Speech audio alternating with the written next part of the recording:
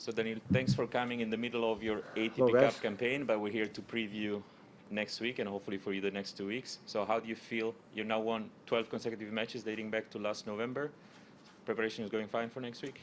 Yeah, feeling fine as much as I can. Of course, everybody in this kind of same conditions here, so I think everybody gets not the preparation they can for 100%, but we do what we can, and yeah, soon as more matches as I can win in ATP Cup, the better the preparation for next week in Melbourne. Anyone? Great. Daniil, do things like 12 consecutive matches, 13 or whatever consecutive matches, does that something like that register with you?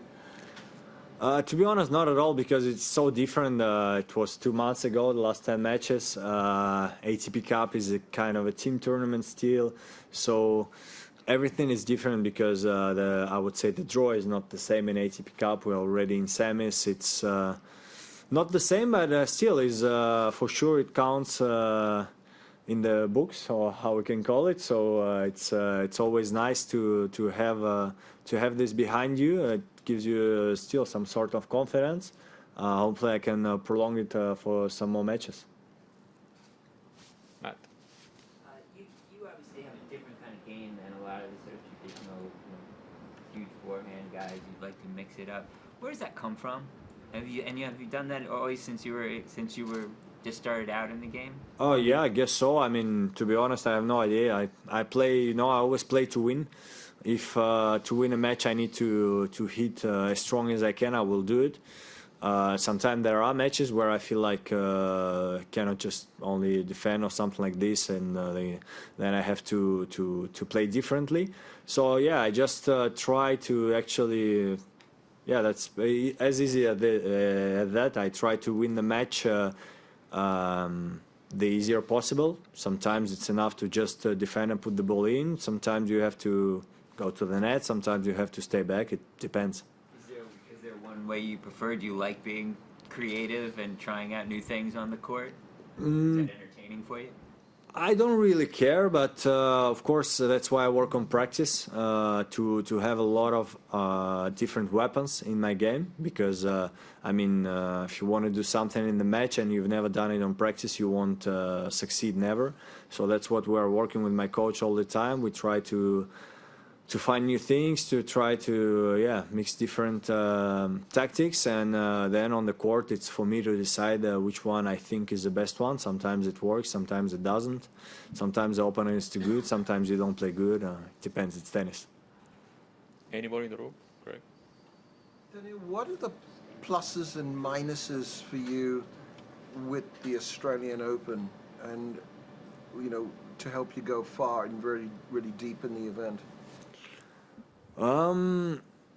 Tough to answer about the minuses. It's actually easy, but as I say, everybody's in the same conditions. Of course, the quarantine and everything. I was lucky to not be in the hard quarantine, for sure, I admit it, but it's still, we cannot prepare.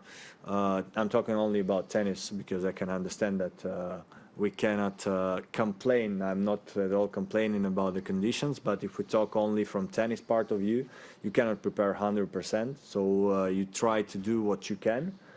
But it can be, for somebody it can be enough, for somebody it can be not enough, and we never know. Nobody's going to say here in press for who it's good, for who it's not good. So, but that's from the minuses for everybody, for sure.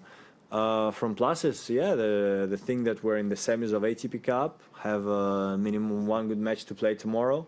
Hopefully can be here on Sunday, so some big matches preparation, played 2 top 20 guys. Diego is top 10, won them both in straight sets. That counts, and yeah, hopefully it can help me during Australian Open.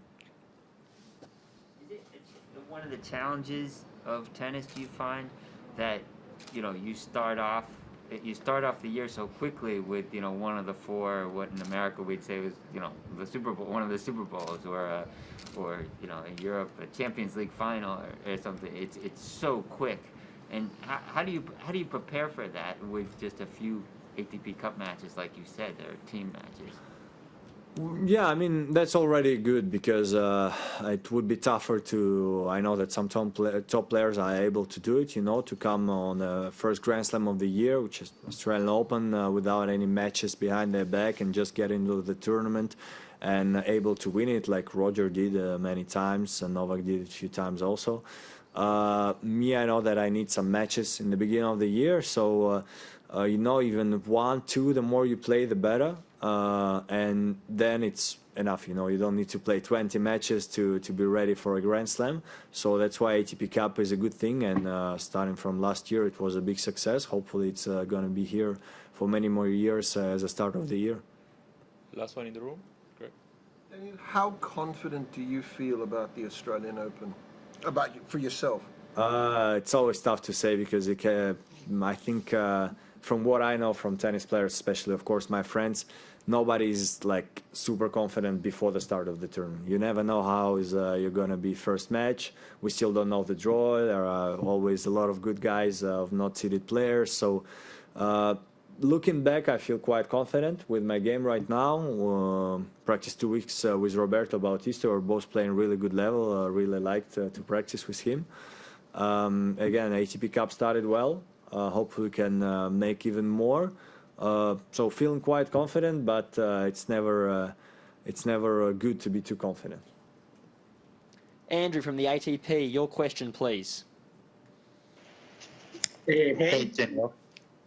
What is the main message that you, the tennis player and the organization of Australian Open, send to the world with the realization of this tournament inside this pandemic?